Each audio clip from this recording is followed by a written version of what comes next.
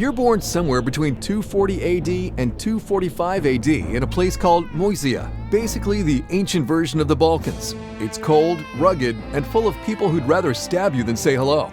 Your dad? He's a Roman soldier. Tough guy. Probably yells just for cardio. Your mom? Well, she's not Roman. She's Thracian, which means two things. You have no idea what she's saying half the time, and she spends her nights kneeling in a dark room chanting stuff that either means she's deeply spiritual or maybe summoning something. But hey, family is family. See those guys in the towers? Yeah, they've been standing up there for hours, staring into the void like it owes them money. They're guarding the canopy, aka your home. Right next to those towers is a Roman fort, packed with soldiers, including your dad. Every morning you're woken up by shouting, clanging, and the sound of 200 guys pretending war starts in 10 minutes. Spoiler, it might. That's just Moesia. You don't know it yet, but living here is basically playing hardcore mode. If the soldiers screw up, families, including yours, get wiped out. So yeah, sleep tight, kid. Sure, you were born in a war zone, but you've got something going for you. You're a Roman citizen, and in this time period, that's like having a VIP pass to not die poor. So, congrats. See, Moesia isn't some sleepy town in the middle of nowhere. It's Rome's human shield, and when someone decides to poke the empire, guess who gets hit first? Yep, you. You're 10. You and your friends run around with wooden swords pretending you're soldiers, yelling way too loud and getting dirt in places dirt shouldn't be. Meanwhile, your dads are off doing the real thing, until it's not a game anymore. Because here in your canopy, there's a little tradition.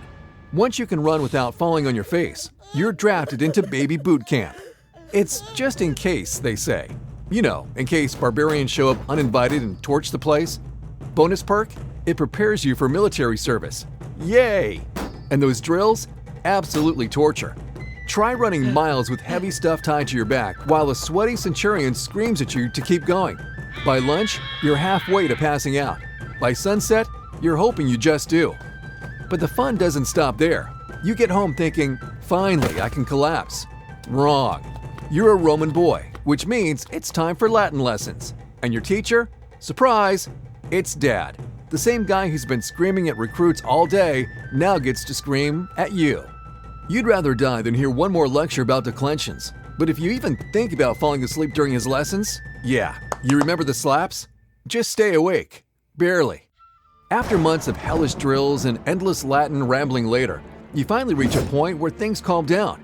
You can speak Latin without butchering every sentence. And better yet, you can throw a spear without looking like a confused chicken. Congrats, you've leveled up into something worse. Now you're the errand boy for sweaty men with swords. You clean armor that smells like death and sweat. You deliver messages like some overworked human carrier pigeon. You're not even getting paid for this, by the way. You're basically a teenage intern in ancient Rome. Before, you only had to worry about drills. Now you're thinking more, doing more, and stressing more. Your childhood is officially canceled.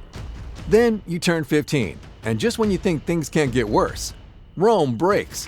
Word reaches your camp that Emperor Valerian, yes, the Emperor, got himself captured. Like straight up taken prisoner. That's not just bad, that's what the hell is happening bad. This has never happened before. What follows? Pure chaos. Rome splits into 3 separate empires, like a group project gone horribly wrong. That means prices go nuts, order collapses, and soldiers, including your dad, stop getting paid. Why? Because nobody knows who's in charge of payroll anymore. You used to eat meat and porridge. Now, it's stale bread and boiled millet, if you're lucky. Dad's broke, food's expensive, and everyone's pretending this is totally fine while crying inside. Meanwhile, while the empire is falling apart like a cheap chariot, you're having your first existential crisis. Roman edition. You catch yourself staring at walls, asking the big questions. What even is my life? Is this it? Bread, drills, and disappointment? You've got exactly one option. Join the military. Not because it's your dream, but because you have literally nothing else. You don't even have fancy skills. You don't have money to learn any. And running off to Rome? Be serious. You'd probably get ambushed halfway there and end up robbed, stabbed, or both. And besides, everyone expects you to join anyway. Protect Rome like your father did, they say. You look at your father, unpaid, overworked, and dead inside, and think, yeah, sounds inspiring. But in the end, you sign up. You're 17 when they recruit you. You swear the sacred oath to obey Rome until death, which, let's be honest, could be next week. And in return, you get a sword that's older than you and armor that smells like someone else's failure. Congrats, you're officially in the auxiliary cohorts. Just like your dad. Legacy unlocked. A few days later, you get your first mission. Wait, what? No training? Nope, no drills, no warm-ups. Instead, you're told to pack up and a long march straight into enemy territory. Because, obviously, when Rome is short on manpower, the solution is to send undertrained teenagers into danger. Genius. The march? Pure agony.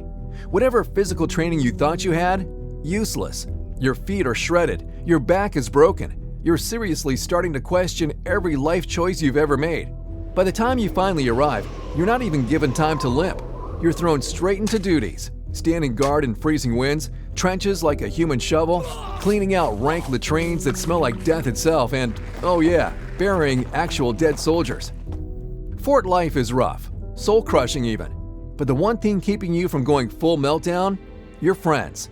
Somehow you find a few others just as miserable as you. You eat together, suffer together, joke around when you're not about to collapse. And that bond, that silent "I got you," becomes the only reason you haven't snapped. Yet. One foggy morning, when you're out patrolling like usual, cold, tired, and hating life, you spot something moving in the mist. At first, it's just shapes. Slow, creeping. You nudge the guy next to you and whisper, "Hey, you seeing that?" He squints, then, yeah, you both see them. The Goths. And they didn't come to make friends. Panic hits. You sound the alarm fast, shouting across the fort like your life depends on it. What follows is pure chaos. The Goths charge hard, but Rome's got something they don't: formation drills and shared trauma. So you and your brothers in arms lock shields, hold the line, and for a few glorious minutes, it actually works. Then their reinforcements arrive. Suddenly, it's not a battle, it's a massacre. You watch your friends fall, your commander gutted like an animal. Fort buildings swallowed by fire. The air chokes with smoke, blood, and ash. Some soldiers flee. Big mistake. Running just makes them easier targets. You fight. You've already killed more Goths than you can count, but it's not enough. You're soaked in blood, barely standing and still completely outnumbered. Then you see it. Your friends, half buried in the mud, faces twisted in pain. They died protecting a crumbling empire, led by marble-loving cowards who stuff their faces with grapes and pretending they care. If they're lucky, they'll get a crooked wooden marker. If not, they're just part of the mud now. And you refuse to die like that. So with blood in your eyes and rage boiling in your chest, you rally the rest of the survivors. You yell, shove, scream them back into formation, and somehow, against every awful impossible odd, you push the Goths back. But there are no congratulations, no medals, no songs, just bodies, smoke, and silence. You made it through your first real battle, but the cost? Way too high. Your superiors take notice. Apparently, surviving a massacre and screaming your lungs out while dragging half-dead soldiers into formation counts as leadership potential. So they promote you. You're now an Optio, a junior commander. You're not leading an entire cohort, but now you get to shout orders instead of just following them. All you did was watch your friends die, and somehow that earns you a new title. Oh, and perks? You get a pay raise on paper. Don't hold your breath. Rome still owes your dad 3 months of back pay. The real benefit? You're not on the front lines anymore. You get to give orders instead of charging into the meat grinder. It's safer. Not safe, just safer. While you're busy processing all that trauma in dead silence, Rome's falling apart. Again. The empire is split, and now the different regions are busy stabbing each other in the back instead of the enemy. Makes perfect sense. You think it's stupid. Turns out, you're not the only one.